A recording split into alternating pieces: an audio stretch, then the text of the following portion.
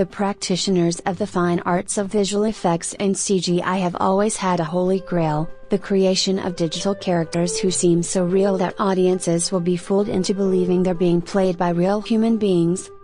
But that goal has not yet been reached. People have an innate knowledge of how human faces and bodies move and react. Artists who fail to include in their work even the almost imperceptible qualities of a real person won't fool anyone. But progress is being made. Visual effects supervisor Richard Clegg of FX House, the moving picture company, who created a digital Arnold Schwarzenegger fighting his real-world self in 2015's Terminator Genesis, staged somewhat of a breakthrough with his work on the VFX character Rachel in last year's Blade Runner 2049.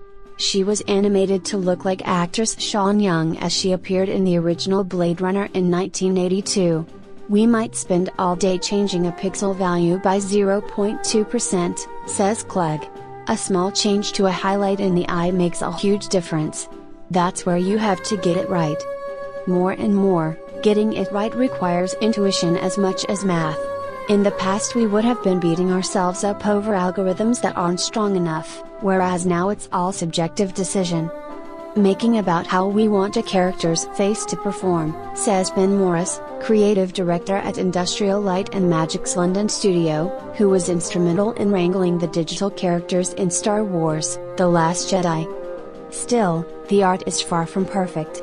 Facial expressions, eye movements, the way muscles settle and countless other properties of the human body contain so much detail that it's difficult for computer animation to recreate all of them realistically. We're just so used to looking at each other that we know when a digital representation is off, says Anton Dawson, owner and CEO of Pixel Gun Studio, which renders sports stars and celebrities in 3D for animation projects. We scan, represent the data as dots, then put that back into the picture, but it's still hard to animate a human performance because there's so much nuance. Perhaps the biggest advance in animating characters since the start of the CGI 4H has been motion capture.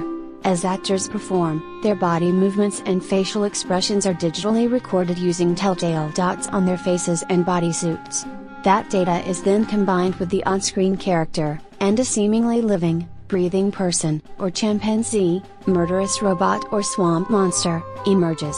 This robot motion capture is so successful because it directly records and recreates the way real people move, smile or furrow their brow, giving the final product all the qualities of authentic human movement. But as Peter Bush, VP of Business Development for facial motion capture systems provider Faceware Technologies, points out, hand-tooled computer animation will always be necessary on top of technologies such as motion capture. Just scanning someone doesn't look exactly correct, he says. We get lifeless characters, and there's a disconnect with audiences. Instead, motion capture is more about giving animators a performance as a basis from which to work. Morris says ILM wanted to maintain the performance Andy Serkis gave as The Last Jedi's supreme leader Snoke, but that there's plenty of animation on top. We don't hit the magic button and out pops Snoke, he says. Performance capture is just a recording device. Nonetheless, the characteristics of the performance are sometimes so effective that they can affect the design of the character. For example, when ILM was assembling the data and footage of Serkis scenes, it realized the actor's deep, resonant voice didn't sound right coming from Snoke's character design, which had carried over from The Force Awakens. We broadened his shoulders, brought out his chest, changed his jawbone and completely restructured the anatomy of his throat, Morris says. Creativity aside, generating photoreal digital characters is also about costs.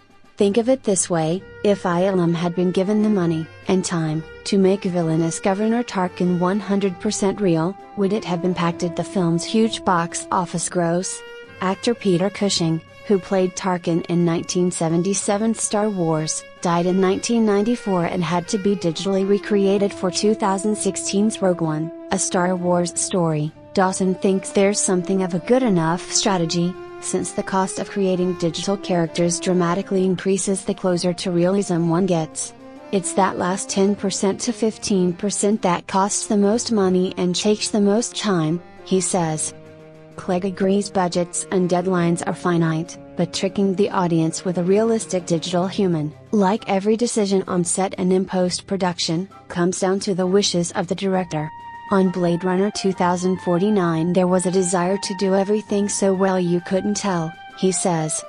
And on The Last Jedi, Morris says director Rian Johnson was very concerned with getting Snoke right, wondering whether we should just put a guy in makeup and wing it. But as renders of the shots were coming from post-production, Johnson and the animators had what Morris calls a eureka moment. We showed Rian some close-ups, pushing our cameras right in, and Snoke became more and more believable, he says. Our confidence came through, and any concern Rian had just vaporized.